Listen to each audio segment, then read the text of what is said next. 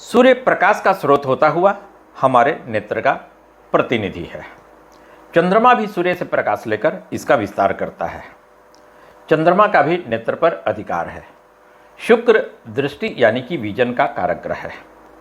जन्म कुंडली में दूसरे और 12वें भाव के स्वामी क्रमशः दाईं और बाईं आंख के प्रतिनिधि हैं।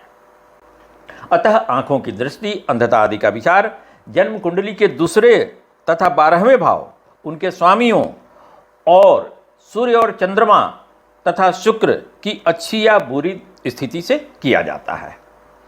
आइए इसे एक जन्म कुंडली के माध्यम से समझने का प्रयास किया जाए। यह तुला लग्न में जन्म लेने वाले एक जातक की कुंडली आपके सामने पेश है। इस जन्म कुंडली के 8वें भाव को देखा जाए।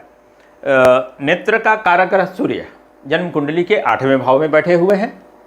फिर दाहिनी आंख का कारक ग्रह मंगल, दाहिनी आंख यानी कि सेकंड हाउस में वृश्चिक राशि पड़ रही है। वृश्चिक राशि के स्वामी मंगल होते हैं। मंगल जन्म कुंडली के 8वें भाव में आ गए हैं। फिर दृष्टि यानी कि विजन का कारक ग्रह शुक्र, वह भी जन्म कुंडली के 8वें भाव में आ गया है। यह 8वां भाव हो गया जहां नंबर 2 लिखा हुआ है।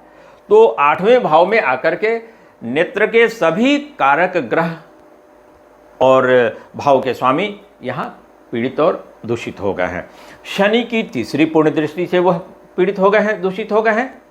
फिर जन्म कुंडली का 12वां भाव जो है बाईं आंख, वह राहु और शनि की 7वीं पूर्ण दृष्टि से पीड़ित है। जन्म कुंडली का दूसरा भाव जहां नंबर 8 लिखा है, वह राहु की 9वीं पूर्ण दृष्टि से पीड़ित है। राहु जहां बैठे होते हैं वहां से 5वें, 7वें और 9वें भाव को अपनी पूर्ण दृष्टि से देखते हैं। शनि जहां बैठे होते हैं वहां से तीसरे, 7वें और 10वें भाव को अपनी पूर्ण दृष्टि से देखते हैं। तो यहां देखा जा रहा है कि नेत्र के द्योतक जितने भी ग्रह और भाव हैं यहाँ पीड़ित हैं। सूर्य जो नेत्र का कारक ग्रह है वह पीड़ित है 8वें घर में आकर के। शनि की तीसरी पूर्ण दृष्टि से पीड़ित है। विजन का, दृष्टि का कारक ग्रह शुक्र 8वें घर में आकर के पीड़ित है। शनि की तीसरी पूर्ण दृष्टि से पीड़ित है। दाहिने आंख का स्वामी मंगल जो है यहाँ